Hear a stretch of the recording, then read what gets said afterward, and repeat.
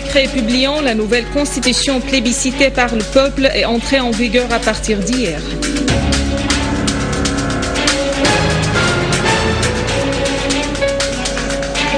La Russie et la Chine accueillent favorablement l'approbation de la nouvelle constitution en Syrie.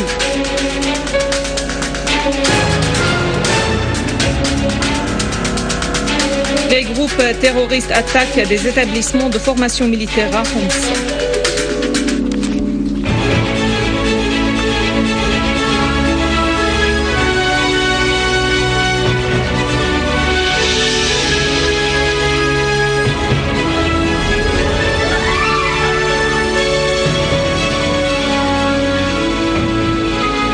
Mesdames et messieurs, bonjour. Le président Bachar el-Assad a promulgué aujourd'hui le décret numéro 94 de l'an 2012 stipulant la publication au journal officiel de la Constitution de la République arabe syrienne approuvée par le peuple via un référendum. En vertu du décret, la Constitution est entrée en vigueur depuis le 27 février 2012.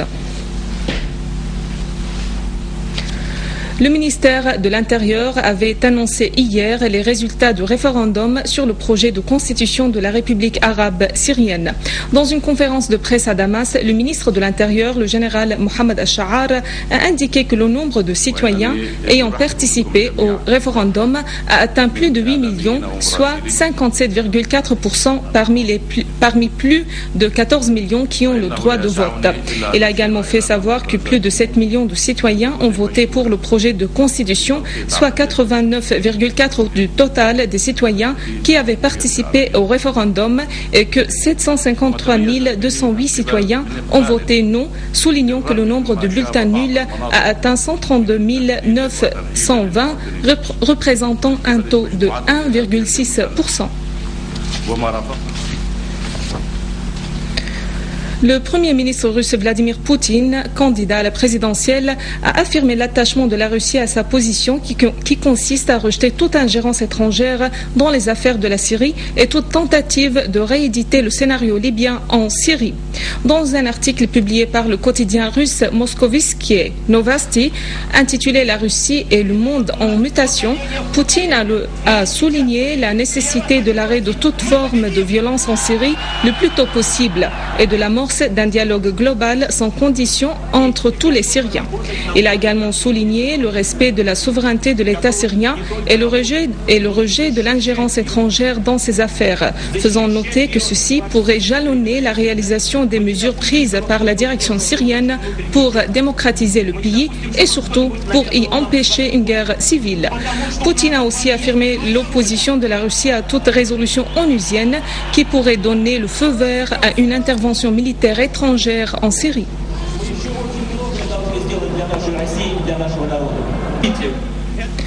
La Chine a mis l'espoir de voir le référendum sur le projet de la nouvelle constitution donner un élan au processus de réforme en cours en Syrie et amorcer un dialogue politique dans le pays. Dans une conférence de presse, le porte-parole du ministère chinois des Affaires étrangères, Hong Li, a appelé les parties concernées en Syrie à déployer en commun des efforts pour réduire les tensions. Hong Li a fait noter que son pays appelait la communauté internationale à respecter la souveraineté de la Syrie, son indépendance, son unité et l'intégrité de ses territoires. Il a également réaffirmé la position de la Chine, rejetant toute ingérence dans les affaires de la Syrie et toute tentative d'imposer des solutions externes au peuple syrien.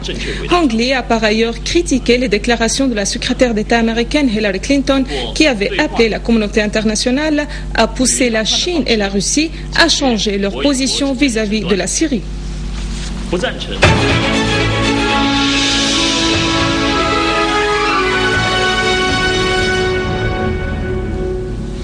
La délégation de la Syrie au Conseil des droits de l'homme de l'ONU s'est retirée de la séance de ce conseil tenue aujourd'hui à Genève, qualifiant les débats qui s'y étaient déroulés de stériles. Le délégué permanent de la Syrie au Conseil des droits de l'homme à Genève, Faisal Al-Hamoui, a indiqué que la délégation syrienne annonçait son retrait de cette séance, la considérant comme illégitime parce que toutes ces décisions étaient haineuses et partiales. Al-Hamoui a également précisé que le Conseil des droits droits de l'homme avait insisté sur la violation de ces règles procédurales et s'est également transformé en un outil dans les mains de certains États, et ceci a été prouvé à plusieurs occasions, a ajouté M. Al-Hamoui. Ce dernier a aussi souligné que le véritable objectif de la séance actuelle est de chercher à perdurer la crise en Syrie via le message qu'elle entend adresser aux groupes armés. Les concepts de la protection et de l'intervention humanitaire sont manipulés d'une façon flagrante à des fins politiques, a encore ajouté M. Al-Hamoui. Quelques jours seulement après la clôture de la soi-disant conférence des ennemis de la Syrie à Tunis et ses participants pleurnichards sur le sort du peuple syrien pris pour cible dans sa vie, son pain quotidien, sa liberté et sa stabilité, les pays de l'Union européenne se pressent d'intensifier leurs sanctions haineuses. Les pays de l'Union européenne, dont ceux de l'ancien colonialisme, ont poursuivi leurs agressions continues contre la Syrie depuis plus de 11 mois.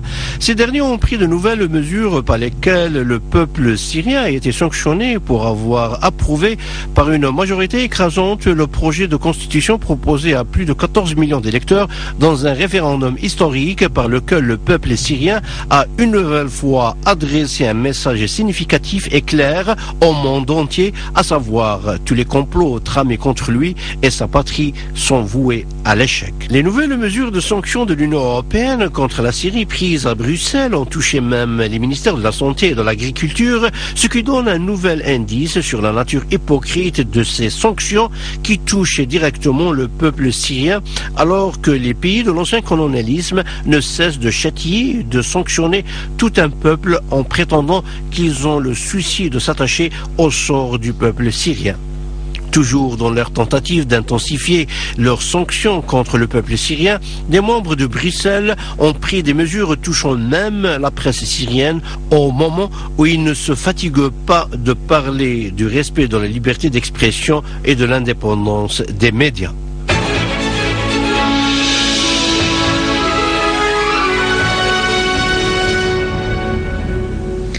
Un groupe terroriste armé a lancé des obus de mortier sur un établissement de formation militaire à Homs, faisant 2 martyrs et 12 blessés.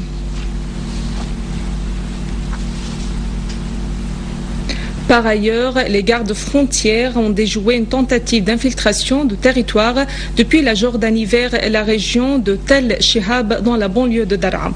Des accrochages entre les deux parties ont suivi cette tentative d'infiltration. 5 terroristes ont été tués et d'autres blessés lors de ces accrochages, alors que d'autres ont rebroussé chemin vers les territoires jordaniens. Les services de sécurité spécialisés ont découvert hier dans le village Bousra al-Harir à Daraa un dépôt contenant des dizaines d'engins explosifs appartenant au groupe terroriste armé pour viser les forces de l'ordre et terroriser les citoyens. 40 engins explosifs ont été saisis dans ce dépôt, pesant chacun entre 5 et 20 kg.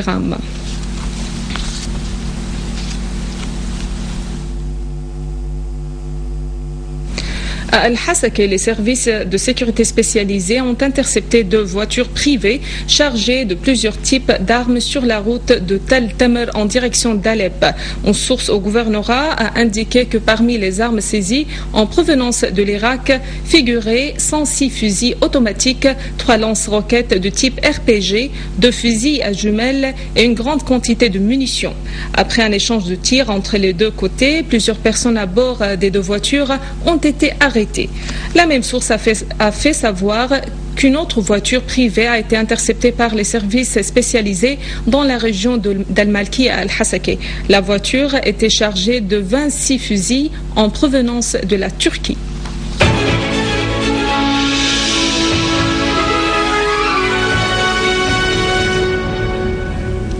L'Assemblée du peuple a tenu une séance aujourd'hui sous la présidence de M. Mahmoud Al-Abrash, président de l'Assemblée. Les membres de l'Assemblée ont affirmé lors de cette séance que la nouvelle constitution est un pas de réforme très important et qu'elle constitue une réplique claire à tous ceux qui visent la Syrie à cause de ses positions nationales. L'approbation de la constitution a prouvé que le choix du peuple est sans aucun doute l'attachement à la souveraineté et à l'indépendance de la décision de son pays, a affirmé M. Al-Abrash. L'on a insisté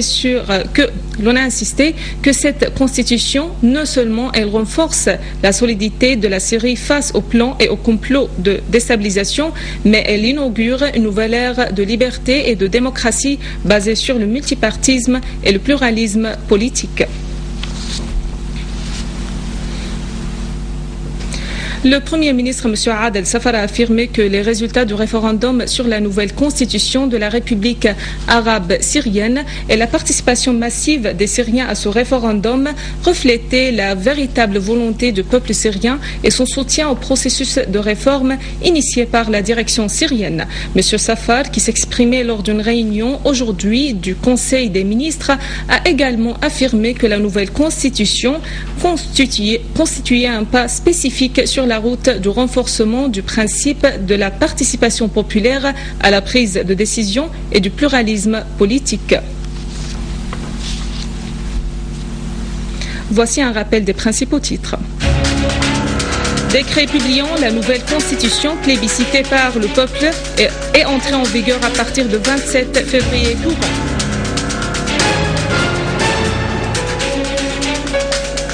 La Russie et la Chine accueillent favorablement l'approbation de la nouvelle constitution en Syrie.